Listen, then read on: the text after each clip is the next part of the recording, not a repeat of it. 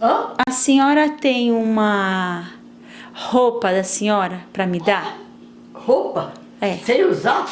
Não, usada. Velha, uma que a senhora não usa mais. Por quê? Será? Hã? Porque eu vou. A senhora sabe o que eu trabalho? Você trabalha o quê? Eu trabalho contando história.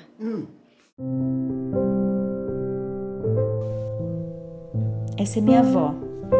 Ela tem quase 89 anos e eu não sei muita coisa sobre ela.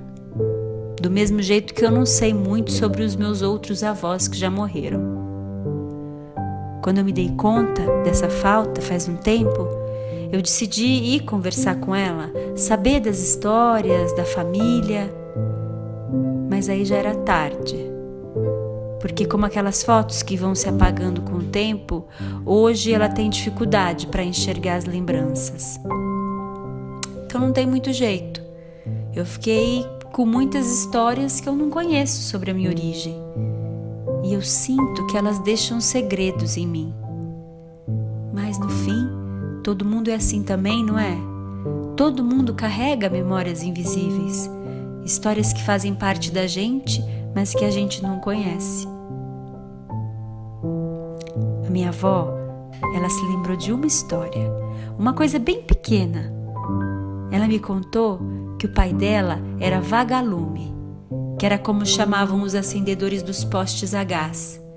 Todo dia, no fim da tarde, ele saía acendendo poste por poste.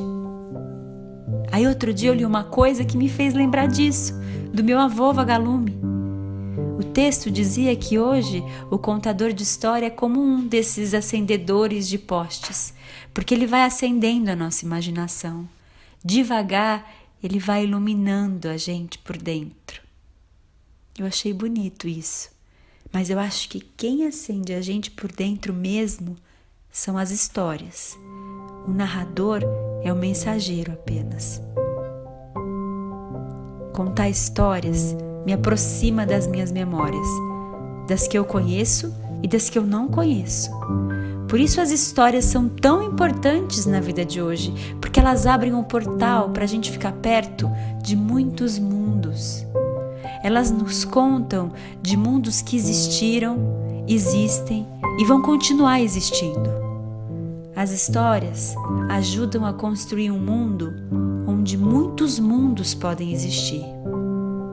E é por isso que eu escolhi ser vagalume, que nem meu bisavô.